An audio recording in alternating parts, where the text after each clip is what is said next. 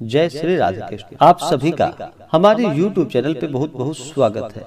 आइए आज चौथे दिन माता कुष्मांडा की कथा सुनते हैं। माता दुर्गा का चौथा स्वरूप जो कि माता कुष्मांडा का माना गया है। नवरात्रि के चौथे दिन कुष्मांडा माता का पूजन किया जाता है। जो भी भक्त सच्ची श्रद्धा के साथ माता कुष्मांडा का पूजन करते हैं, दुर्गा सप्तशती का पाठ करते हैं, दुर्गा चालीसा का पाठ करते हैं, उनके सभी दुख और कष्ट दूर हो जाते हैं तथा सभी प्रकार के सुख और समृद्धि की प्राप्ति होती है। माता कुष्मांडा की आराधना करने से आराधकों के सभी रोग शोकों का नाश हो जाता है। इसके अलावा माँ की कृपा से आयु, यश, बल और स्वास्थ्य समृद्धि भी आती है। जो लोग अक्सर बीमार रहते हैं उन्हें माता कुष्मांडा की पूजा बड़े ही श्रद्धा भक्ति भाव के साथ करना चाहिए। इससे माता अति प्रसन्न होती है और विधि विधान से पूजा करने पर माता कुष्मांडा का पूजन करने से माता कुष्मांडा के भक्तों को कम समय में ही कृपा का सूक्ष्म भाव अनुभव होने लगता है। माता कुष्मांडा अपने भक्तों को सभी प्रकार के आधियों व्याधियों से मुक्त कर देती है और उसे सुख समृद्धि और उन्नति को प्रदान करती है। अंततः माता कुष्मांडा की उपासना भक्तों के लिए बड़ा ही पुण्यदायक माना गया। माता कुष्मांडा के पूजन के दौरान इस दिन सुबह उठना चाहिए। नित्य क्रियाओं से निवृत्त होकर के गंगा नदी में या घर के नहाने के पानी में थोड़ा सा गंगा जल मिला करके स्नान करना चाहिए। उसके बाद इस दिन जहाँ तक हो सके, इस दिन हरे रंग का जहाँ तक हो सके वस्त्र धारण करना चाहिए। कलश को नमन करना चाहिए क्योंकि कलशों में तीर्थ वरुण आवाहित देवताओं का ध्यान किया जाता है। तो किसी भी प्रकार के पूजन में सबसे पहले तो भगवान गणेश का अवश्य ही स्मरण करना चाहिए, उनका पूजन करना चाहिए। भगवान गणेश प्रथम पूज्य है। किसी भी प्रकार के शुभ और मांगलिक कार्यों में सबसे पहले भगवान गणेश का पूजन किया जाता है। तो सबसे पहले भगवान गणेश का पूजन करना चाहिए। उसके बाद कलश देवता का पूजन करना चाहिए, कलश को प्रणाम करना चाहिए। कलश को परब्रह्म का स्वरूप भी माना जाता है, इसलिए कलश को अवश्य ही प्रणाम करना चाहिए। गंध, पुष्प, धूप, दीप आदि से पूजा करनी चाहिए, नैवेद्य भोग अर्पित करनी चाहिए और फिर द्रव्य दक्षिणा चढ़ा करके पुष्पांजलि करनी चाहिए। उसके बाद फिर दिन में पूजन होने पर सूर्यादि पंचदेवता का और रात्रि में पूजन होने पर गणपत्यादि पंचदेवता का पूजन करना चाहिए। आदि दैवत, प्रत्यादि दैवत, विनायक आदि पंचलोकपाल सहित नवग्रह, इंद्र आदि 10 दिक्पाल देवताओं का पूजन करना चाहिए। नवरात्रि के दौरान चतुर्षष्ठी योगिनी, खोडस मातृका, सप्तघृत मातृका का पूजन करना चाहिए। उसके बाद फिर माता दुर्गा का पूजन करना चाहिए, उनके स्वरूपों का पूजन करना चाहिए। इससे माता अति प्रसन्न होती हैं और अपने भक्तों को मनोवांछित फलों को प्रदान करती हैं। सुनते हैं माता कुष्मांडा की कथा।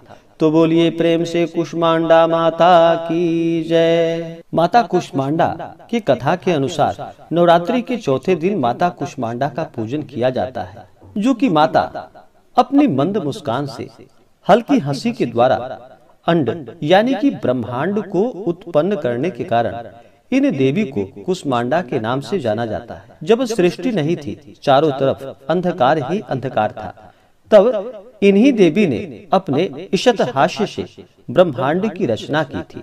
इसलिए इसे सृष्टि की आदि स्वरूपा या आदि शक्ति के नाम से जाना जाता है। माता कुष्मांडा की 8 भुजाएं हैं, इसलिए अष्टभुजा माता कहलाती हैं। इनके 7 हाथों में कर्मशः जैसे कि कमंडल, धनुष, बाण, कमल पुष्प, अमृत पूर्ण कलश, चक्र तथा गदा है और 8वें हाथ में सभी सिद्धियों और निधियों को प्रदान करने वाली जपमाला है।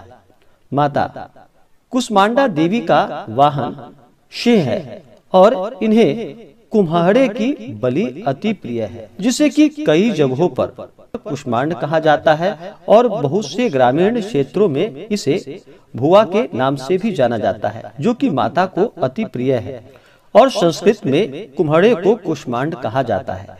इसलिए माता कुष्मांडा देवी को कुष्मांडा कहा जाता है, जो कि माता कुष्मांडा का वास सूर्य मंडल के भीतर लोक में माना गया है। सूर्य लोक में रहने की शक्ति और क्षमता केवल उन्हीं में है, इसलिए इनके शरीर की कांति और प्रभा सूर्य की भांति ही दैदीप्यमान है। इनके ही तेज से दसों दिशाएं अलौकित हैं। ब्रह्मांड की सभी वस्तुओं और प्राणियों में इन्हीं का तेज व्याप्त है।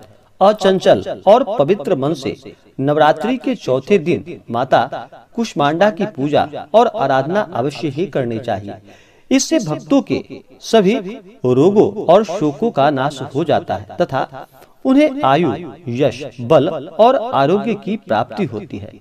माता कुष्मांडा देवी अत्यंत अल्प सेवा से ही, यानी कि थोड़े से सेवा से ही माता कुष्मांडा प्रसन्न हो जाती हैं और अपने भक्तों को जो भी सच्ची श्रद्धा के साथ माता का पूजन करते हैं, कथा श्रवण करते हैं, माता कुष्मांडा के मंत्रों का जप करते हैं, उनका नाम स्मरण करते हैं, तो माता थोड़े से ही पूजन से प्रसन्न हो जाती हैं और अपना कृपा प्रदान करती हैं। इसलिए माता कुष्मांडा का पूजन करने से कम समय में ही भक्तों को उनकी कृपा का सूक्ष्म भाव अनुभव होने लगता है।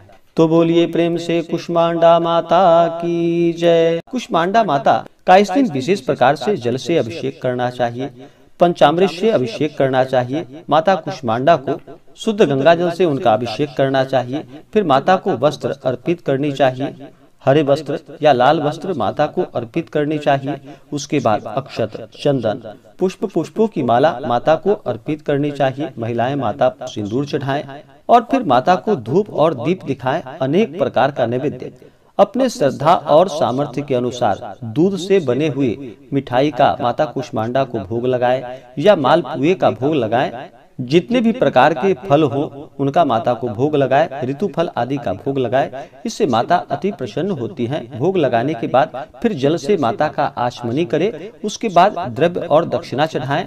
फिर माता कुष्मांडा को पुंगी फल तांबूल अर्पित करे, साथ में लौंग और हरी इलायची डाल करके माता को अर्पित करे। पुंगी फल यानी कि सुपारी को पुंगी फल कहा जाता है और तांबूल यानी कि पान पत्र माता को लौंग इलायची डाल करके अवश्य ही अर्पित करनी चाहिए। यह बड़ा ही लाभकारी होता है, इससे माता अति प्रसन्न होती है। इसी प्रकार से माता कुष्मांडा देवी का पूरे विधि विधान के साथ पूजन करना चाहिए। फिर माता की आरती करनी चाहिए। जहाँ तक हो सके दुर्गा सप्तशती का पाठ करे, यह संभव ना हो तो श्रवण करे, दुर्गा चालीसा आदि का पाठ करे। इससे अनंत गुना पुण्य फलों की प्राप्ति होती है और माता अपने भक्तों की सभी इच्छाओं को पूर्ण करती है। व्रत के दौरान नियमों का पालन करना चाहिए, शुद्ध और सात्विकता का पालन करना चाहिए, ब्रह्मचर्य का पालन करना चाहिए, किसी के ऊपर क्रोध नहीं करनी चाहिए, किसी के प्रति अपने मन में ईर्ष्या या द्वेष का भाव नहीं लाना चाहिए, सदा ही धर्म का आचरण करते हुए रहना चाहिए। व्रत के दौरान, नवरात्रि के दौरान किसी भी महिला का या कन्या कुमारी का अपमान बिल्कुल भी नहीं करना चाहिए, इससे माता क्रोधित हो जाती है। और धर्म का आचरण करते हुए भक्ति भाव के साथ ही माता का पूजन करना चाहिए।